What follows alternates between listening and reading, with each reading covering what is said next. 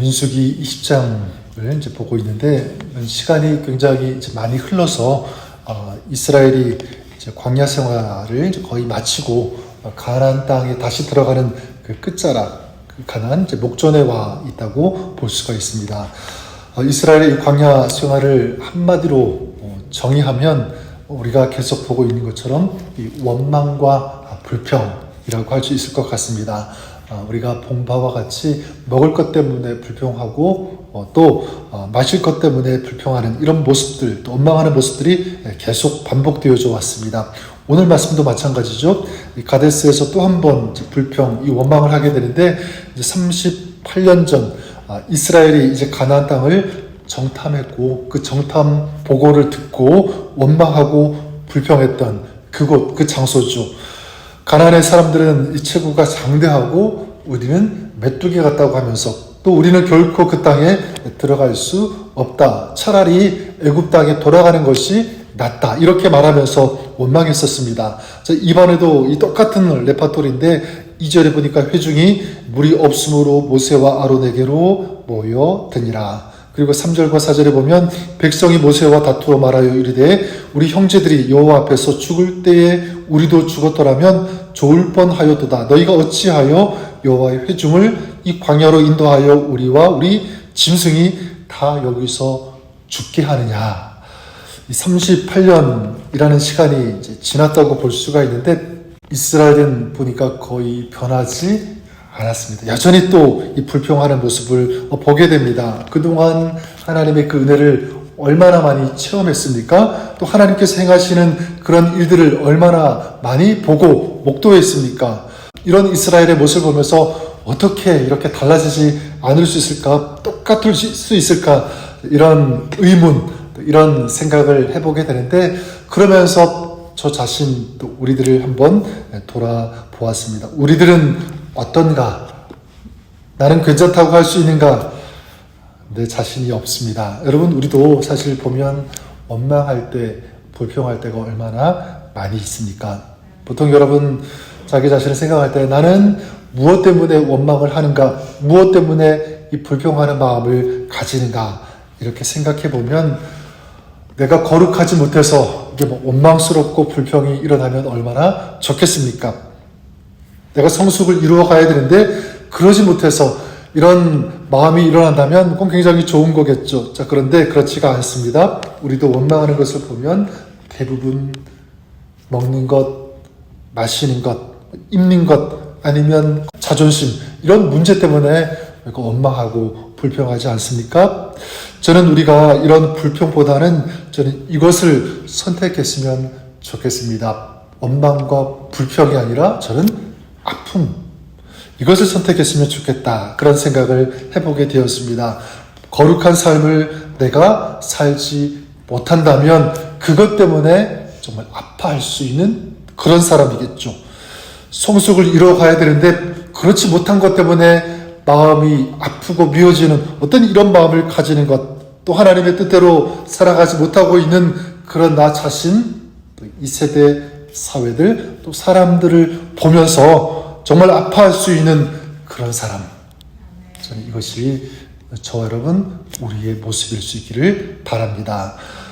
모세가 그랬습니다. 이스라엘이 우상을 만들어 하나님의 이 분노를 일으켰을 때 아파하면서 중보했죠. 그리고 예전에 이 가데스, 이 바네아 여기에서 이 정탐을 마치고 그 땅에 들어갈 수 없다. 하나님이 우리를 죽게 만들다. 그렇게 원망하고 불평하는 이 백성들을 보면서 마찬가지 굉장히 아파하면서 또 중보하는 그런 모습이 있었습니다. 오늘 말씀에도 이스라엘 백성들이 또다시 원망하죠. 불평합니다.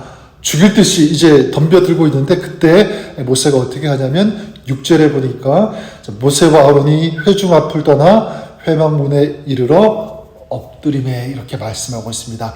회막문에 이르러 엎드렸다. 이것은 결국 누구를 향하여 나온 것입니까? 하나님을 향하여 나왔고요. 또 누구 앞에 엎드린 것입니까? 하나님 앞에 엎드렸다. 이렇게 볼 수가 있습니다. 자, 이렇게 하나님 앞에 엎드렸을 때 하나님께서 이 모세에게 말씀하죠. 8절에 보니까 지팡이를 가지고 내 형 아론과 함께 회중을 모으고 그들의 목전에서 너희는 반석에게 명령하여 물을 내라 하라. 내가 그 반석이 물을 내게 하여 회중과 그들의 짐승에게 마시게 할지니라. 출애굽기 17장에서는 이 똑같은 이 상황에서 하나님께서 뭐라고 하셨냐면 반석을 치라라고 말씀했고요. 이번에는 반석에게 이 물을 내라, 명령만 하라 이렇게 말씀합니다. 자, 그런데 모세가 어떻게 하냐면 10절과 11절에 보면 모세가 그들에게 이르되 반역한 너희여 들으라. 우리가 너희를 위하여 이 반석에서 물을 내려 하고 모세가 그의 손을 들어 그의 지팡이로 반석을 2번 치니 물이 많이 솟아 나오므로 회중과 그들의 짐승이 마시니라. 이 말씀을 보면서 모세가 하나님 앞에 엎드릴 수 있는 사람, 하나님 앞에 나와 겸손히 하나님 앞에 무릎을 꿇을 수 있는 그런 사람, 이런 좋은 모습도 있지만 모세도 사람이구나 라는 것을 이것을 통해서 보게 되는데, 계속 원망하고 불평하는 이 백성들을 보면서 이 감정을 주체하지 못하는, 그래서 반석을 2번이나 내려침으로 자신의 감정을 쏟아내는 이런 모습을 보게 됩니다.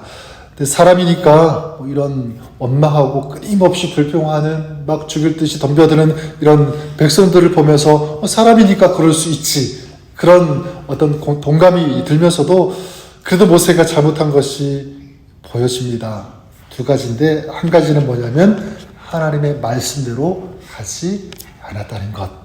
분명히 하나님께서 반석을 치라고 했나요? 그렇지 않죠? 반석을 향하여 명령만 하면 물이 나올 것이라고 했는데도 불구하고 모세는 그 명령에 그대로 순종하지 않고 반석을 2번 내려치는 이런 행동.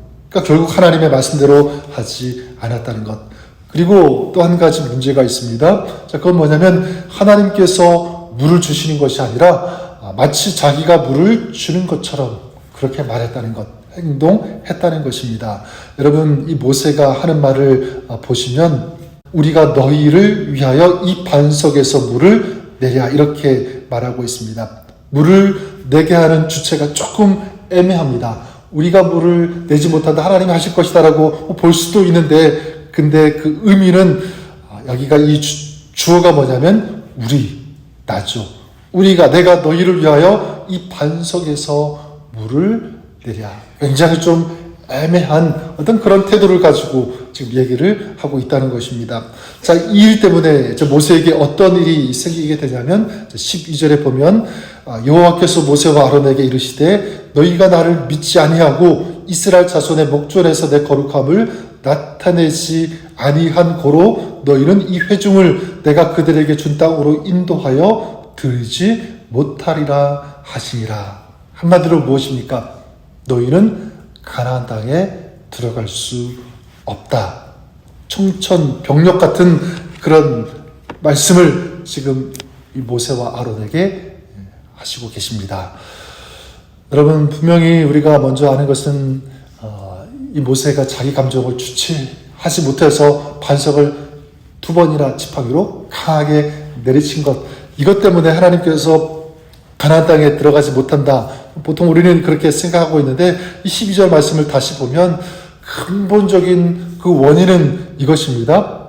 여호와께서 모세와 아론에게 이르시되 너희가 나를 믿지 아니하고, 이게 첫 번째 이유입니다. 믿지 않았다. 모세에게도 그런 믿음의 연약한 부분이 있었다는 것을 알 수가 있죠. 하나님께서 반석을 향하여 명령을 내면, 그리고 소리치면 물을 낼 것이다, 이것을 그대로 믿고 그대로 순종했으면 얼마나 좋았을까, 어떤 그런 마음을 가져보게 됩니다. 그리고 2번째 이유가 내 거룩함을 나타내지 아니했다, 그거죠. 우리는 보통 자기 감정을 주체하지 못한 것, 이게 첫 번째 원인으로 꼽을 수가 있는데 하나님께서 보실 때는 이것이 2번째고요. 첫 번째는 너희가 나를 믿지 아니했다.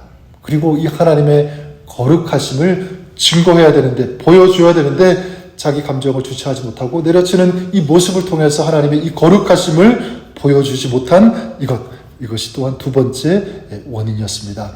어쨌든 가나안 땅에 들어가지 못하게 된다, 이 말을 들었을 때 이 모세의 마음이 어땠을까요? 굉장히 힘들었을 것입니다. 또 억울할 수도 있었을 거예요. 하나님의 말씀에 순종해서 애굽 바로에게 가서 그들을 이끌어내고 40년 동안 이곳까지 그들을 인도했는데 정작 본인이 이제 가나안 땅에 들어가지 못하게 되었으니까 얼마나 억울하겠습니까? 아마 하나님께 막 변명하고 따질 수도 있었겠죠. 하나님, 이게 뭡니까?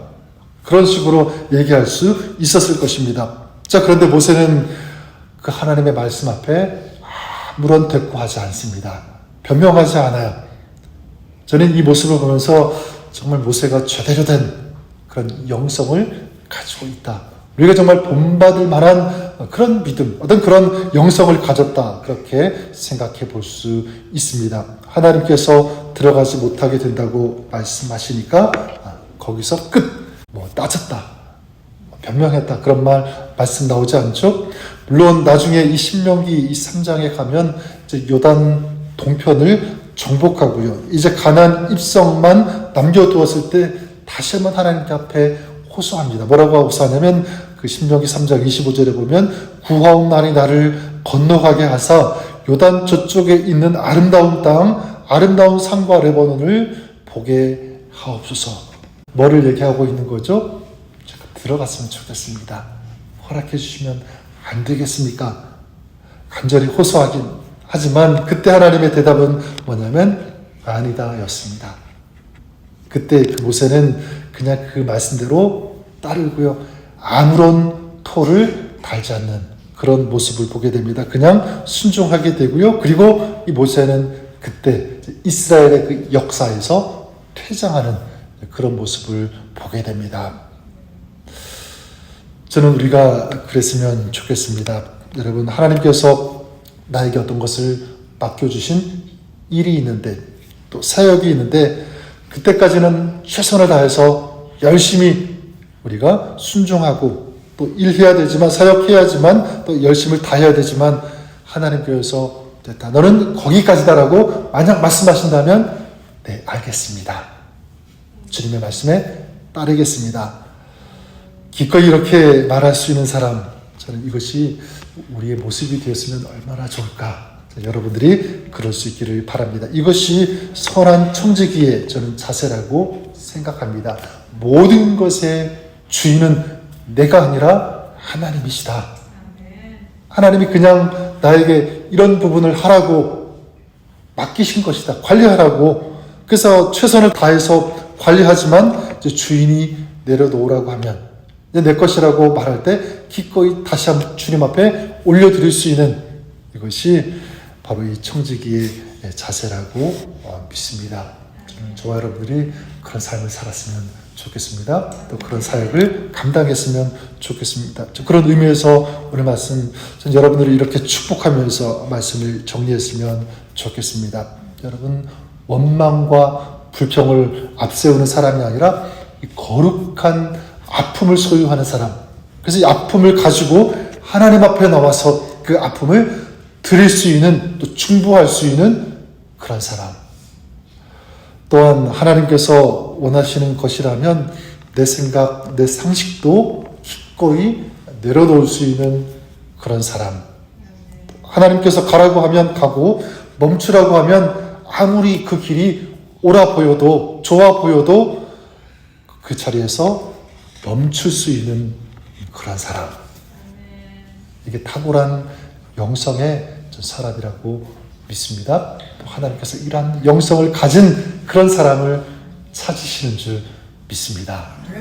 저와 여러분들이 이 시대 모세와 같은 이런 아름다운 이 탁월한 영성을 가지고 살아가시는 하나님을 기쁘시게 하는 믿음의 삶, 순종의 삶을 여러분들이 살아가시는 우리가 될 수 있기를 주님의 이름으로 간절히 축원합니다.